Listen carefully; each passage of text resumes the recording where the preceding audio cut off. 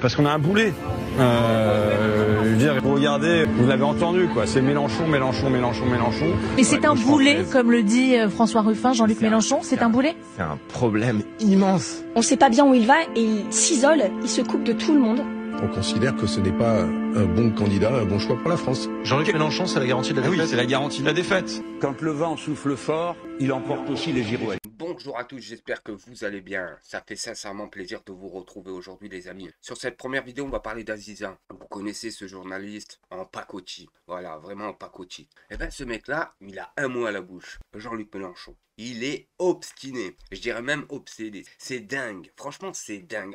Arriver jusqu'à là, c'est dingue. Hein. Vous allez voir un montage sur lui où matin, midi et soir, il tape sur Jean-Luc Mélenchon. Et de toute façon, si c'est pas Jean-Luc Mélenchon, vous l'aurez compris, c'est soit l'islam, soit les députés de la France insoumise. Vous voulez savoir pourquoi c'est dingue? Parce qu'il tape jamais sur les vrais. Les vrais qui volent notre pays. Nicolas Sarkozy, condamné pour escroquerie. Voilà, le mec, il a plus de 10 condamnations sur son dos. Et je vous le dis, c'est gravissime. Marine Le Pen et ses 27 mercenaires qui ont fait du détournement d'argent. On en parle. Il en parle jamais. Toujours la France insoumise. Et si vous regardez bien, les autres médias, c'est pareil, c'est la même musique. Hein. Il y en a, ils ont des fréquences un peu plus hautes, comme CNews ou Radio J. Mais sinon, c'est tous la même musique. S'il y a un média qui essaye de, entre guillemets, d'éviter ce sujet-là, eh ben je vous le dis tout de suite, hein, il se fait convoquer par la maison mère. Il se fait convoquer par la maison mère. Et derrière ça, il se fait diaboliser par toutes les autres chaînes. C'est simple comme bonjour. Sur ce, les amis, vous avez vu que l'autre, il a répondu. Hein, moi, j'ai prévenu. J'ai prévenu que, grosso merdo, fallait pas répondre. Du coup, moi, personnellement, je vais rien faire. Voilà. Je suis pas un gamin, j'ai pas le temps. Comme je vous dis, je suis père de famille, j'ai 2 enfants, une femme. Bon, j'ai des responsabilités. Mais mon frère, ça va pas être la même chose. Hein. Surtout qu'il a essayé de taper fort sur lui. Je pense pas qu'il va apprécier. Aujourd'hui, quand on parle d'islamo-gauchisme, on pense LFI et Jean-Luc Mélenchon. Est-ce qu'il est hors de l'axe républicain? Il est plus républicain? Et Évrier, comme il l'a fait en dénonçant notamment la haine des musulmans déguisés en laïcité. Il a vrillé, c'est le parti du chaos. Un axe, Mélenchon-Le Pen? Le plafond de béton, c'est Mélenchon? Est-ce que vous répondez à Mélenchon? Il n'est plus aux côtés des hommes, du côté de l'humanisme. Il a trahi la gauche? Mélenchon, c'est un cerveau malade. Oui. Est-ce que c'est Mélenchon, l'héritier de Le Pen, ou est-ce que c'est Marine Le Pen qui est héritière de son père? Qu'est-ce qui est le plus dangereux pour la France? La mélenchonisation des esprits ou la lepénisation des esprits? La mélenchonisation des esprits fait plus de dégâts que la lepénisation des esprits. Est-ce que la mélenchonisation des esprits fait autant de mal à la France que la lepénisation des esprits, ou est-ce qu'elle en fait plus? Mélenchon et ses amis de LFI, depuis des années, multiplient les déclarations et tweets aux nauséabonds. Jean-Luc Mélenchon et ses amis de LFI multiplient depuis le 7 octobre, puis il l'avait déjà fait avant, les déclarations au relent nauséabond, pour tout dire antisémites. Il multiplie depuis des années, singulièrement depuis le 7 octobre, les déclarations et tweets au relent antisémites. De quoi Mélenchon est-il le nom? De quoi LFI est-il le nom? De quoi Mélenchon est-il le nom? De quoi LFI est-il le nom? De quoi LFI est-il le nom? De quoi Mélenchon est-il le nom? Beaucoup voient en Mélenchon un antisémite et en LFI le premier parti antisémite de France. Dérive antisémite? Mais il y a évidemment une dérive antisémite. Dérive à la Doriot? Il y a un vieux fond quand même antisémite. Mélenchon, c'est quoi? Mélenchon, c'est... Antisémite ou pas? Évidemment. Mais dites-moi ça précisément. Mélenchon, c'est un antisémite, Éric Dupond-Moretti? En tous les cas, il s'exprime comme un antisémite. Il s'exprime comme un antisémite? Bah, écoutez... Donc c'est un antisémite? Oui, c'est un antisémite. Oui. Hein? Mais dites-le. Oui, c'est un antisémite ou pas? Oui, c'est oui. Mélenchon, c'est quoi? Bon. C'est un antisémite ou pas? Et vous dites Mélenchon, comment vous le dites? Mélenchon est antisémite? Douleur. L'antisémitisme? Oui, bien sûr. Hein? Et vous dites Mélenchon, anti-républicaine, dérive antisémite? Et il est antisémite. Vous dites l'antisémitisme sert de ciment à LFI. On considère qu'LFI est le premier parti antisémite de France. LFI, c'est le nouveau parti antisémite? Qu'est-ce que vous en pensez, Léon? C'est un salopard. Un salopard. Il n'est plus laïque.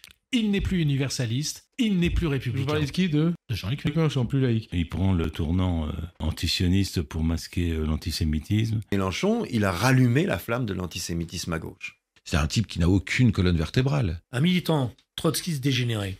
Jean-Luc Mélenchon fait de la politique avec du fiel. Il est antisémite. La France insoumise et Jean-Luc Mélenchon, après avoir été la honte de la gauche, deviennent la honte de la France. Il est manifestement antisémite dans ses propos aujourd'hui.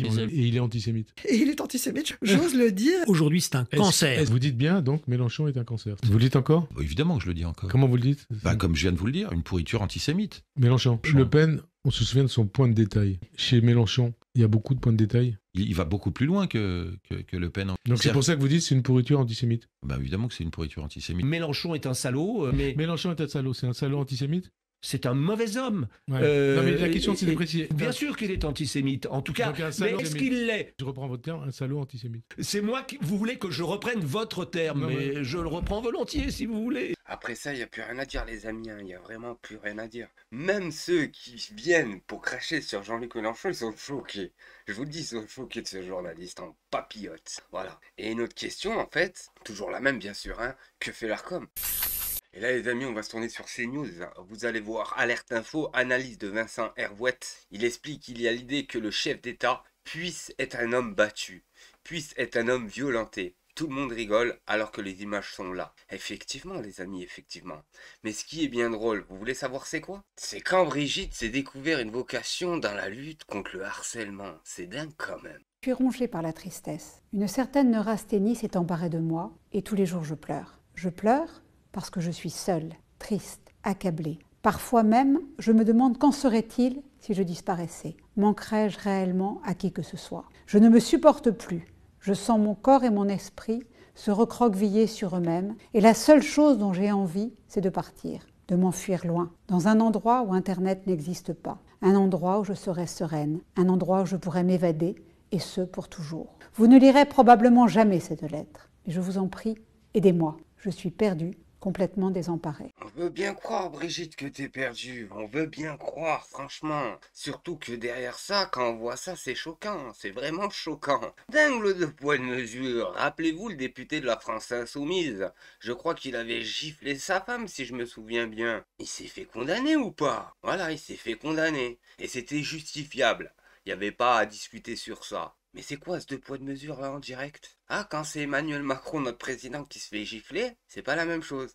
En fait, on nous explique quoi en fait? On nous explique quand c'est une femme en gros qui met une gifle à un homme, c'est pas la même chose. Et là les amis, sur cette dernière vidéo, on va parler un peu du Covid. Et je vous le dis, hein, c'est hallucinant. C'est vraiment hallucinant. Et après on s'étonne en fait, pourquoi on fait tout avaler aux Français? Parce qu'en fait, il y a des personnes, il y a des Français qui acceptent tout, vraiment tout. Voici la preuve. Je l'ai, le pass sanitaire, voilà. Et donc, c'est simple. Hein, je suis venu dans ce café, près de Montparnasse, et j'ai montré ce pass sanitaire. Le serveur me l'a scanné, et le tour est joué, je suis rentré, voilà. J'ai bu mon café en terrasse. Alors, quand vous êtes rentré dans le restaurant, vous l'a demandé tout de suite, hein? Oui, on me l'a demandé tout de suite et on m'a scanné le QR code. Très bien. Vous l'aviez anticipé, ce pass sanitaire? Ah oui, bien sûr, puisque moi j'ai mes 2 doses, donc s'il faut passer par ce pass sanitaire, moi je dis allons-y, quoi. Je dis aux Français allons-y. Franchement, s'il faut passer par le pass sanitaire pour enrayer l'épidémie, allons-y. Ben oui, allons-y, quoi. Allons-y. Ces personnes-là prennent des doses, on sait même pas il y a quoi dedans, comme des suppositoires. C'est dingue quand même, c'est vraiment dingue. Bref les amis, avant de finir cette petite réaction, je compte sur vous pour plus de visibilité de la chaîne. Un petit like, un petit commentaire, ça fait toujours plaisir. Et si t'es pas abonné, abonne-toi, c'est totalement gratuit. Sur ce les amis, à la prochaine vidéo.